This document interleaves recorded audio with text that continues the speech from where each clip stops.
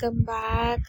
So இன்னைக்கு நாம் இந்த பியூட்டிஃபுல்லான ஒரு 1 kg டால் கேக், இது வந்து ஒரு கார் ரேஸ் அந்த தீமில் வந்து நம்ம பண்ணியிருக்கோம்.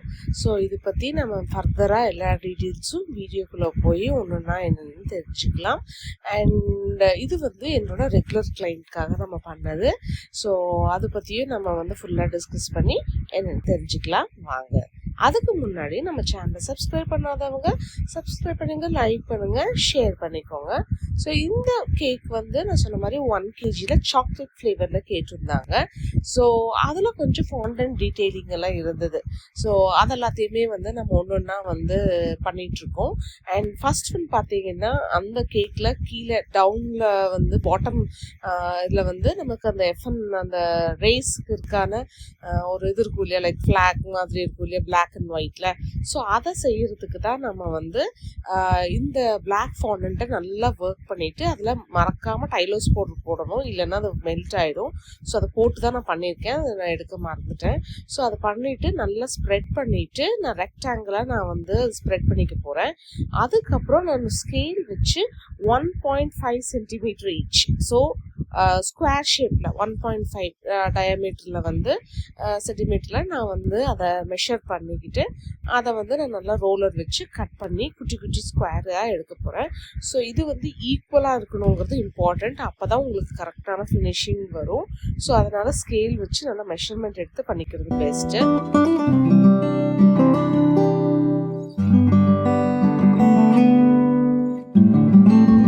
வீடியோவில் பார்த்துருந்தீங்கன்னா உங்களுக்கு தெரிஞ்சிருக்கும், எப்பவுமே வந்து லாஸ்ட் மினிட்ல பண்ணாதீங்க ஃபாண்டன்ட் ஒர்க்கை. ஸோ முடிஞ்ச ப்ரீவியஸ் டேவே பண்ணி வச்சுருங்க. இது வந்து நான் 2 days ப்ரியராகவே வந்து செஞ்சு ஒரு பாக்ஸில் நல்லா ட்ரை ஆனதுக்கப்புறம் ஒரு ஏர்டைட் பாக்ஸில் போட்டு வச்சுட்டேன். ஸோ அப்போ வந்து நம்ம யூஸ் பண்ணுறதுக்கு வந்து ரொம்பவே ஈஸியாக இருக்கும்.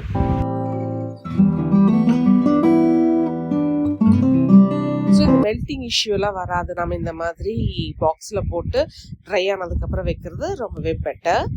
அதுக்கப்புறம் வந்து மூன் ஷேப்பில் வந்து வேண்டி இருந்தது. ஸோ அந்த ரெஃபரன்ஸ் பிக்சரில் இருந்தது.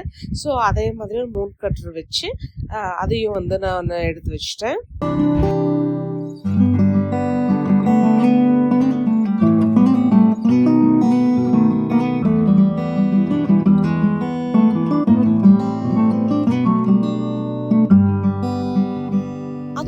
பார்த்தீங்கன்னா ஒரு பார்டர் மாதிரி இருந்தது பிக்சர்ல.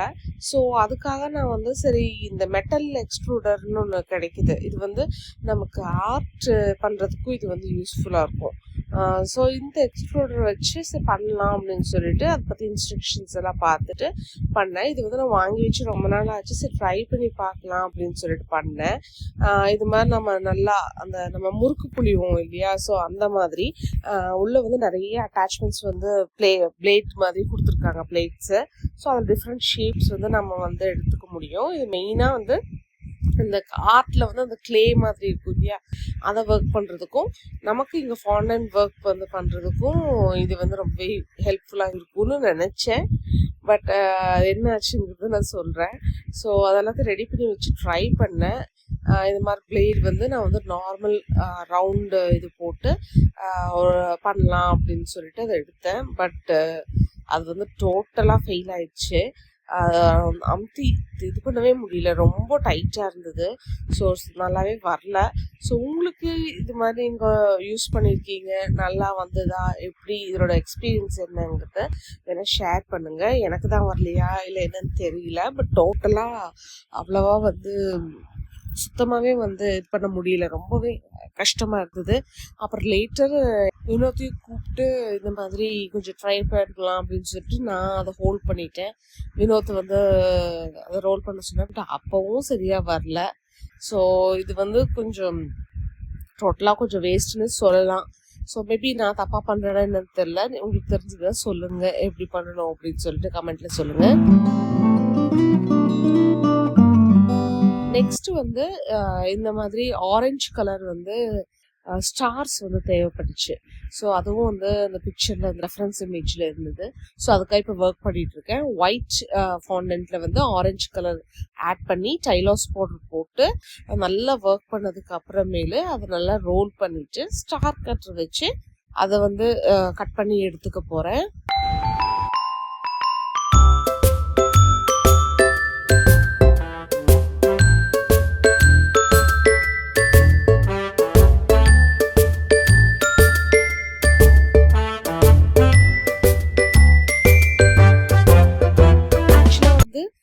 அதில் வந்து பார்த்தீங்கன்னா லைட்டாக அது பெண்டான மாதிரி இருக்கும். கேக்குக்கு மேலே வைப்பேன். ஸோ நீங்கள் பார்த்தீங்கன்னா தெரியும் மெயின் அந்த பிக்சரில். ஸோ அதுக்கு வந்து நாம் இந்த மாதிரி ஒரு மோல்டுக்கு பின்னாடி அதை வச்சு ட்ரை பண்ணிட்டேன். ஏன்னா ட்ரை பண்ணதுக்கு அப்புறமேலு நம்ம வந்து அதை வந்து திருப்பி ஷேப் மாற்ற முடியாது. ஸோ இன்னொரு டிப்ஸ் சொல்கிறேன். ஸோ உங்களுக்கு எந்த மாதிரி அந்த ஃபாண்டன்ட் வேணுமோ அந்த ஷேப்பை வந்து நீங்கள் அதை வந்து காயறதுக்கு முன்னாடியே செஞ்சிடணும், இல்லைன்னா உடஞ்சி போயிடும். ஸோ அதோட டிப் வச்சுக்கோங்க. ஸோ இந்த மாதிரி எடுத்து வச்சுட்டேன் நல்லா காயறதுக்கு. அப்புறம் ஆஸ் யூஷுவல் இது வந்து நெக்ஸ்ட் டே வந்து நான் வந்து பேக் பண்ணி வச்சுருந்தேன். இது வந்து எக்லெஸ் கேக். ஸோ 2 டின்ல 6 இன்ச்சில் வந்து டால் கேக்காக பண்ணணுங்கிறதுக்காக 6 இன்ச் டின்ல வந்து நான் பேக் பண்ணி எடுத்திருந்தேன். ஸோ 4 லேயர்ஸாக நம்ம இது கேக்கை வந்து செய்ய போகிறோம். வெறும் பிளெயின் சாக்லேட் கேக் தான்.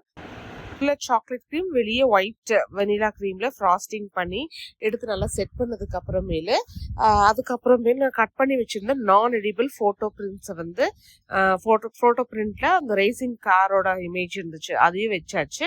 அண்ட் இது கூடவே வந்து நான் சொன்னேன் இல்லையா இந்த ஆரஞ்சு கலர் கூட இருக்குன்னு சொல்லி, ஸோ அந்த ஸ்டாரை முதல்ல கரெக்டாக வச்சு பார்த்தேன், கரெக்டாக இருந்தது. அண்ட் இது கூடவே கீழே வந்து அந்த ஃப்ளாக் தீமில் ஒயிட் அண்ட் பிளாக்ல வந்து இப்படி ஒன்று ஒன்றா வைக்கணும். ஸோ ஃபஸ்ட்டு கீழே ஒரு பீஸ் வச்சுட்டேன். ஸோ அதுக்கு மேலே டச் பண்ணிவிட்டு கொஞ்சம் மேலே வந்து இன்னொரு பீஸ், அப்புறம் அது கீழே இன்னொரு பீஸ் அப்படின்னு சொல்லிட்டு நாம் அப்படி வைக்கும்போது கரெக்டான ஷேப்பில் வரும். இதில் பியூட்டி என்னென்னா, இது நான் வந்து செக் பண்ணும்போதே அந்த டின் வச்சு செக் பண்ணி பார்த்தேன். எனக்கு வந்து ஒரு லேயருக்கே வந்து 17 இது தேவைப்பட்டுச்சு. ஸோ 17 34 அது கூட எக்ஸ்ட்ராவாக வந்து நான் ஒரு 10 பீசஸ் எக்ஸ்ட்ரா பண்ணேன். ஏன்னா நமக்கு டயாமீட்டர் கொஞ்சம் பெருசாக வரும், டின்னை விட கொஞ்சம் அதிகமான டயாமீட்டரில் தான் வரும்.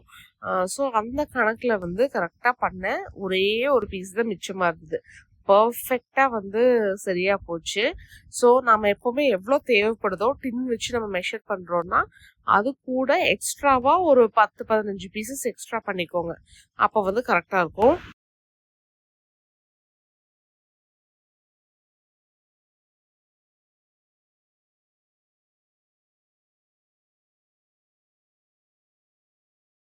ஸோ சொன்ன மாதிரி பர்ஃபெக்டாக வந்து அலைன்டாக வந்துருச்சு. அதுக்கு மேலே வந்து ஒரு பார்டர் மாதிரி கொடுத்துக்கலாம் அப்படின்னு பார்த்தேன். ஸோ அதில் வந்து ஆரஞ்சு கலரில் பார்டர் இருந்தது ரெஃபரன்ஸ் பிக்சரில். ஸோ நான் சாக்லேட் க்ரீமில் ஆரஞ்சு போட்டு ரெடி பண்ணி வச்சுருந்தேன். ஸோ பைப்பிங் பேக்கில் போட்டுட்டு மேலே வந்து ஒரு பார்டர் மாதிரி கொடுத்துட்டேன். கொஞ்சம் இது அர்ஜென்ட்டாக போச்சு, லாஸ்ட் மினிட்ல பண்ணதுனால கொஞ்சம் இது அர்ஜென்ட். ஸோ அவசர அவசரமாக பொறுமையாக பண்ண முடியல, கொஞ்சம் ஸ்பீடாக பண்ணதில் தான் கொஞ்சம் இதாக வரல.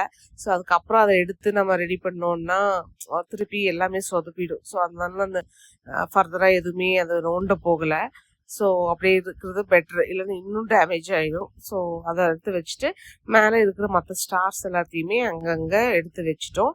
அப்புறம் அந்த பிளாக் கலரில் இந்த மூன் மாதிரி இருக்கு இல்லையா, ஸோ அது வந்து டிக் மார்க் மாதிரி. ஸோ அதை கொஞ்சம் மூன் கட்டரை வச்சு கொஞ்சம் எக்ஸ்டெண்ட் பண்ணி டிக் மார்க் மாதிரி பண்ணிட்டேன். ஸோ அதையும் எடுத்து ஃபுல் பிளேஸ் பண்ணியாச்சு. பிளேஸ் பண்ணி இந்த டிசைனை வந்து நம்ம முடிச்சாச்சு. ஸோ இது பற்றி நான் சொல்லணும்னு சொன்னேன் இல்லையா, இது வந்து ஆல்ரெடி இந்த கஸ்டமர் வந்து ரெகுலராக நம்மகிட்ட வாங்குவாங்க. இது வந்து நமக்கு மூணாவது கேக் நம்ம வந்து கொடுத்துருக்கோம். ஃபஸ்ட்டு இதே மாதிரி லாஸ்ட் இயர் அவங்களோட டாட்டர் பர்த்டேக்கு நம்ம ஃபெராரி தீமில் வந்து ஒரு குட்டி கேக், மேங்கோ கேக் பண்ணியிருந்தோம். பட் இந்த தடவை வந்து சாக்லேட் கேக் கேட்டிருந்தாங்க. பட் சாக்லேட் கேக் மட்டும் இல்லை, இன்னொரு 1/2 kg எனக்கு மேங்கோ கேக்கும் வேணும் அப்படின்னு சொன்னாங்க. ஏன்னா அவங்க அதுக்கப்புறமே லாஸ்ட் இயர் அந்த பர்த்டேக்கு அப்புறமேலே இன்னொரு அக்கேஷனுக்கும் நம்மகிட்ட மேங்கோ கேக் வந்து வின்டேஜ் தீம் கேக் வந்து நம்மகிட்ட இருந்து வாங்கியிருந்தாங்க. ஸோ அதுக்கப்புறமும் திருப்பியும் 1 month முன்னாடி இன்னொரு கேக்காக நம்ம ரீச் அவுட் பண்ணாங்க. பட் லாஸ்ட் மினிட்ல இருந்ததுனால என்னால் செஞ்சு கொடுக்க முடியாமல் போச்சு. ஸோ என்னோட ரெகுலர் கிளைண்ட். ஸோ இந்த மேங்கோ கேக்கையும் நம்ம வந்து அப்புறம் நெக்ஸ்ட் டே தான் வந்து இந்த கேக்கையும் கன்ஃபார்ம் பண்ணாங்க. ஸோ ரெண்டையுமே சூப்பராக செஞ்சு நம்ம வந்து கொடுத்தாச்சு. மேங்கோ கேக் வந்து சிம்பிளாக கேட்டாங்க, எந்த தீமும் வேண்டாம், நார்மல் டிசைனில் வந்து மேங்கோ தீம் வந்து கொடுத்தா போதும், சாரி மேங்கோ கேக் வந்து கொடுத்தா போதும் அப்படின்னு சொல்லி கேட்டாங்க. ஸோ சொன்ன மாதிரி இது 3வது மேங்கோ கேக் நான் வந்து அவங்களுக்கு கொடுக்குறது. ஸோ அவங்க ரொம்பவே happy. So again and again நம்மகிட்ட வந்து வாங்கிட்டு இருக்காங்க. ஸோ இந்த மாதிரி ரெகுலர் கிளைண்ட்ஸ்க்கு வந்து நான் ஆல்வேஸ் லைக் கிரேட்ஃபுல் சொல்லலாம். ஸோ அவங்களுக்கும் பிடிச்சிருக்கு, நமக்கும் அவங்களுக்கு திருப்பி பண்ணும்போது ரொம்பவே ஹாப்பி. ஸோ அந்த மாதிரி லாஸ்ட் டைம் மட்டும் கேக் ஆர்டர் எடுத்துக்க முடியல. So it was last call and I think அன்னைக்கு திருவிழாவும் இருந்ததுன்னு நினைக்கிறேன். ஸோ அதனால வந்து என்னால் பிளான் பண்ணி லாஸ்ட் மினிட்ல எடுக்க முடியாமல் போயிடுச்சு. ஸோ இது மாதிரி நிறைய கேக்ஸ் வந்து நான் லாஸ்ட் மினிட்ல வரும், ஒரு 1 hour முன்னாடி, 2 hours முன்னாடி, ஒரு ஹாஃப் டே முன்னாடி. ஸோ அப்போ நம்ம வேற ஏதாவது ஒர்க்லலாம் இருப்போம். ஸோ அதனாலேயே வந்து எடுக்க முடியாமல் நிறைய கேக் ஆர்டர்ஸ் வந்து நான் எடுக்காமல் விட்டுருக்கேன். ஸோ அது மாதிரி லாஸ்ட் மினிட்ல வந்து கொஞ்சம் வராமல் கொஞ்சம் முன்னாடியே பண்ணிங்கன்னா பெட்டராக இருக்கும். அதனால அவங்களுக்கும் சூப்பராக நம்ம வந்து செஞ்சு கொடுக்க முடியும். ஏன்னா நோ சொல்கிறதுக்கு ரொம்பவே கஷ்டமாக இருக்குது. ஸோ இந்த வீடியோ உங்களுக்கு பிடிச்சிருக்கும் நம்புகிறேன். பிடிச்சிருந்தா லைக் பண்ணுங்கள், ஷேர் பண்ணுங்கள், மறக்காமல் நம்ம சேனலை சப்ஸ்கிரைப் பண்ணுங்கள்.